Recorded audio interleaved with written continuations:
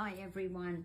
Okay, I just want to bring something up to a lot of people who have been sending me messages about my husband's song War Pigs, which he did with Black Sabbath. And a lot of people are saying, how can I talk about Palestine and Israel when my husband sings songs about war? And people have said that this song is a war song. It's an anti-war song. And I know for all the Sabbath fans out there, you know this, but people that just, again, read the name, War Pigs, in their mind, this is glorifying war. It is not. Now, again, look a little deeper. I don't have to justify. I know the truth. It's an anti-war song.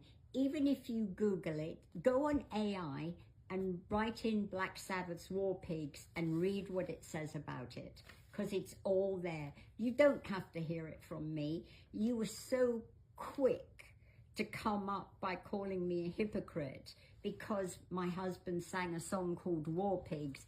It was actually written around Vietnam War, and it was anti-war. It is anti-war song.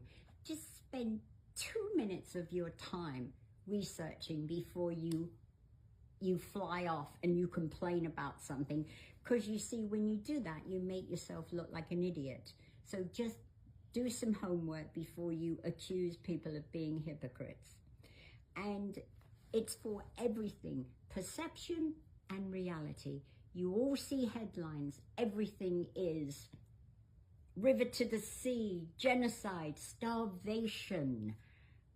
Headlines, headlines. Have you ever seen this has been going on all around the world? People are marching for Palestine, which they're absolutely entitled to do, and God bless them too. But when you go to somebody who's holding a sign, river to the sea, and they are asked by a journalist, which river, which sea? Probably, I would say 95% of the people holding that sign do not know what river, what sea. Again, they see a headline, they take it. The same as genocide. I'll tell you what genocide looks like. You want to go and do a little bit of research about the Second World War. Go to concentration camps, see those pictures. That's starvation. That is genocide. How come none of the men in Palestine look as if they're starving? Have you ever thought that? Why is it only the babies and the women? Because the Palestinians think if they suffer, if they die for their cause, they are going to go and be a martyr, and they're going to live in heaven with whatever happens in their heaven. And the Hamas use the women and the children as collateral. It's collateral for them.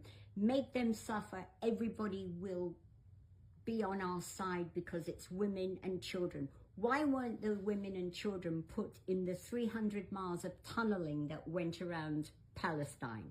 Why were they never put in safety? Why? Why were they used as human shields in hospitals and in schools where Hamas had headquarters and where they used to store their ammunition, on and on and on? Why? Because it's for a cause, their cause.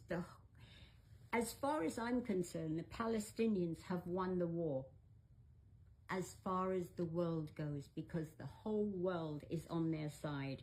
And again, we have got the 1930s and 40s dirty Jews. Jews have all the money. Jews run the world. How come if Jews, you think, run the world and also they run all the press, why is there not any good press about Israel?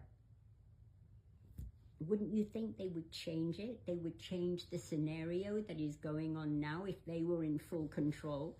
Do you think that Jews run the BBC? I don't think so. how many times I think the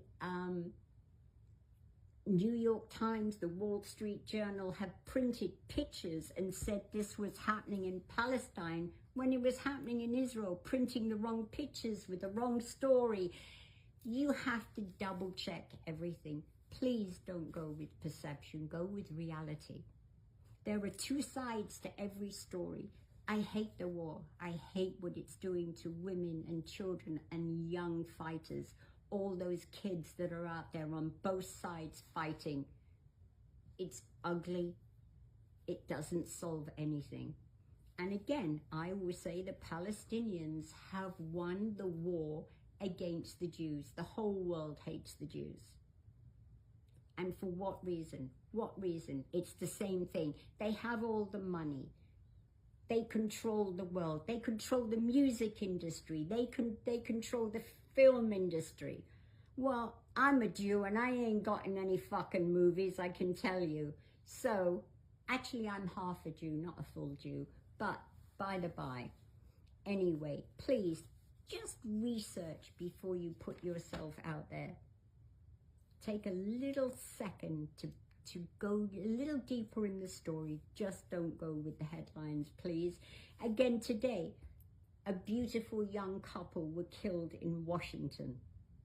And they said they were coming out of the American embassy. Well, they weren't coming out of the I'm sorry, I take that back. It said they were coming out of the Israeli embassy. They worked at the Israeli embassy, but they were coming out of a museum at the time.